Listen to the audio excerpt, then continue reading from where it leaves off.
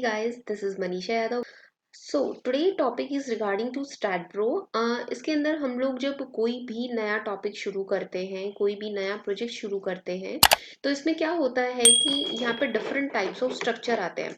Example के लिए जैसे मैं अपनी स्क्रीन पे यहाँ पे दिखाने वाली हूँ कि जब हम लोग यहाँ पे यूनिट्स वगैरह सेट कर रहे होते हैं, तो यहाँ पे डिफरेंट टाइप्स ऑफ स्ट्रक्चर भी आपको नजर आते हैं, लाइक स्पेस, प्लेन, फ्लोर, ट्रश। इन चारों के अंदर डिफरेंस क्या है, क्यों यहाँ पे ये चार ऑप्शन आपको गिवन है, कौन सा ज्यादा आपके लिए मतलब इजी रहेगा जिसके अंदर काम करना आपके लिए, तो वो सारा कुछ मैं आपको बताने वाली हूँ इस वीडियो के अंदर। चलिए स्टार्ट करते हैं। सी वॉट, अगर मैं यहाँ पे स्ट्रक्चरल इंजीनियरिंग की बात करती हूँ, तो स्ट्रक्चरल इंजीनियरिंग हमारा एक सब डिसिप्लिन है। सिविल इंजीनियरिंग के अंदर एक सब ब्रांच है, जिसके अंदर जो भी हमारे इंजीनियर्स होते हैं, स्ट्रक्चरल इंजीनियर्स होते हैं, वो ट्रेंड किए जाते हैं for designing the elements of the structure, और हम उनको बोन्स और मसल्स ऑफ द स्ट्रक्चर भी कह सकते हैं। अगर कोई भी हम लोग यहाँ पे अपना फ्रेमवर्क रेडी कर रहे हैं, तो वहां पे जैसे बीम्स बनेंगे, कॉलम्स बनेंगे, तो पहले एक फ्रेम तैयार किया जाता है। तो उसको अगर मुझे प्रॉपर तरीके से कि उस जो पर्टिकुलर लोड उसके ऊपर आ रहा है, जो फोर्स उसके ऊपर अप्लाई किया जा रहा है उस स्ट्रक्चर के ऊपर या फिर आ रहा है, तो उसको बियर करने के लिए किस तरीके से वो डिजाइन किए जाते हैं, वो एक स्ट्रक्चर इंजीनियर काम करता है। इसी के बेसिस पे अब अगर मैं यहाँ पे स्ट्रक्चर को डिफाइन करूं, तो यहाँ पे स्ट्रक्चर होता है, एक सिस्टम होता है, जो कि किस तरीके से वही इंटरकनेक्टेड मेंबर्स होते हैं, आपस में एक दूसरे से जुड़े हुए असेंबल्ड मेंबर्स होते हैं। एक कॉलम है, आपने ग्राउंड फ्लोर पे बनाया, अब ऐसा तो है नहीं कि जो आपका सेकंड जो नेक्स्ट फ्लोर होएगा उसके ऊपर आपको नेक्स्ट कॉलम बनाना पड़ेगा, बीच में गैप आ जाएगा, फिर उससे नेक्स्ट फ्लोर आया तो उसमें अलग से कॉलम बना रहे हो, ऐसा तो है नहीं। सारे कॉलम्स आपस में एक दूसरे से इंटरकनेक्टेड होते हैं। इसी तरीके से बीम्स भी कॉलम्स के साथ में इंटरकनेक्टेड होती है। सिमिलरली अगर मैं स्लैब की बात करती हूँ, कोई भी आपका स्ट्रक्चर का मेंबर है, चाहे वो आपकी रही हो एक तरीके से, चाहे वो आपका बीम रहा हो, चाहे वो आपका कॉलम रहा हो, चाहे आपका स्टेयर केस रहा हो, चाहे शियर वॉल रही हो, चाहे आपका वहां पे स्लैब रहा हो, तो कोई भी किसी भी प्रकार का अगर स्ट्रक्चर एलिमेंट है, तो वो आपस में एक दूसरे के साथ में इंटरकनेक्टेड रहेंगे।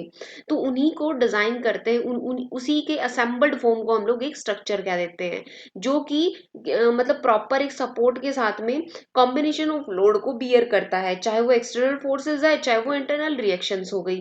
तो लोड आपके वर्टिकल भी हो सकते हैं और लेटरल भी हो सकते हैं। वर्टिकल जैसे कोई भी हमारा डेड लोड, लाइव लोड हो गया, और अगर मैं लेटरल इफेक्ट्स की बात करूं, तो हमारे यहाँ पे विंड लोड जो आता है, जो हमारा अर्थक्वेक लोड आता है, तो वो इसके अंदर कंसिडर हो जाते हैं। क्लियर है? देन उसके बाद नेक्स्ट हमारा जैसे अब टॉपिक आता है, तो हम यहाँ पे डिस्कस करने वाले हैं स्टैड प्रो के अंदर जो आपके यहाँ पे स्ट्रक्चर गिवन है उनके बारे में।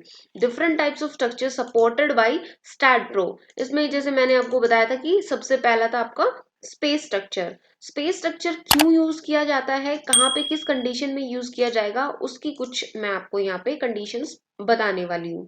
यहाँ पे आता है कि ये जो मॉडल है, यहाँ पे जो मतलब किसी भी कॉन्फ़िगरेशन के मॉडल को ये एक्सेप्ट करेगा, मतलब 3D मॉडलिंग प्रॉपर आराम से करेगा, एक्स के अलोंग भी, वाई एक्सिस के अलोंग भी, जेड एक्सिस के अलोंग भी।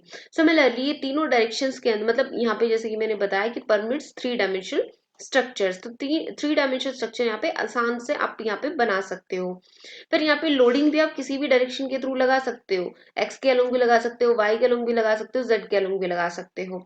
तो डिफॉर्मेशंस भी आपकी तीनों जो आपकी एक्सिस होगी उनके अलोंग आएगी। अब डिफॉर्मेशन चाहे वो बेंडिंग मूवमेंट हुआ, चाहे वो शियर फोर्स हुआ, चाहे वो आपकी डिफ्लेक्शंस हुई, तो वो आपकी तीनों की तीनों एक्सिस के अलोंग आएगी। देन अब नेक्स्ट की अगर मैं बात करूं प्लेन स्ट्रक्चर, तो प्लेन में क्या होता है, ये जो वर्क करता है, ये 2 मोड्स के अंदर, 2D मोड्स के अंदर वर्क करेगा, 2 डायमेंशनल मोड के अंदर वर्क करेगा। मतलब ये एक्स वाई प्लेन के अंदर ही काम करेगा। अगर कोई भी स्ट्रक्चर आप यहाँ पे बनाएंगे, तो यहाँ पे एक्स वाई प्लेन के थ्रू ये वर्क करेगा। यहाँ पे कोई भी लोडिंग, कोई भी डिफॉर्मेशन परपेंडिकुलर प्लेन के अलोंग नहीं अप्लाई कर सकते हैं आप। ठीक है? जैसे मान लो जेड एक्सिस के अलोंग अगर आपको फोर्स लगाना है, लोड लगाना है, आप नहीं लगा पाएंगे, तो ये इस प्लेन के अंदर रेस्ट्रिक्शन होती है। तो कुछ मतलब यहाँ पे स्ट्रक्चर होते हैं, तो जिनके अंदर कुछ रिस्ट्रिक्शंस भी होते हैं, कुछ इसके पॉजिटिव पॉइंट्स भी होते हैं। तो इसके अंदर ये रेस्ट्रिक्शन है कि आप यहाँ पे कोई भी मतलब डिफॉर्मेशन और जो लोडिंग है वो आप जेड एक्सिस के अलोंग नहीं लगा सकते। All loads and deformation are in the plane of the structure. जिस प्लेन में आपने यहाँ पे जो प्लेन आप यहाँ पे यूज कर रहे हो एक्स वाई प्लेन, सारे लोड्स और सारी डिफॉर्मेशन इसी प्लेन के अंदर अप्लाई होगी और निकलेंगी। क्लियर। देन उसके बाद नेक्स्ट आपका आता है structure, sorry truss structure. Truss structure के अंदर क्या होता है, इसके अंदर ये होगा कि यहाँ पे लोडिंग जो है वो एनी डायरेक्शन के थ्रू, मतलब किसी भी डायरेक्शन से आप अप्लाई कर सकते हो, but members only provide axial resistance. लेकिन मेंबर को सिर्फ और सिर्फ एक्सियल रेजिस्टेंस के थ्रू ही वर्क करना पड़ेगा। मेंबर यहाँ पे बेंडिंग और शियर लोड्स को यहाँ पे रेजिस्ट नहीं करता है। क्लियर। तो यहाँ पे रिस्ट्रिक्शंस है ये आपकी। यहाँ पे भी 3D स्ट्रक्चर आप आराम से बना सकते हो। डिफॉर्मेशंस यहाँ पे थ्री डायमेंशन के अलोंग आराम से आप कैलकुलेट कर सकते हैं।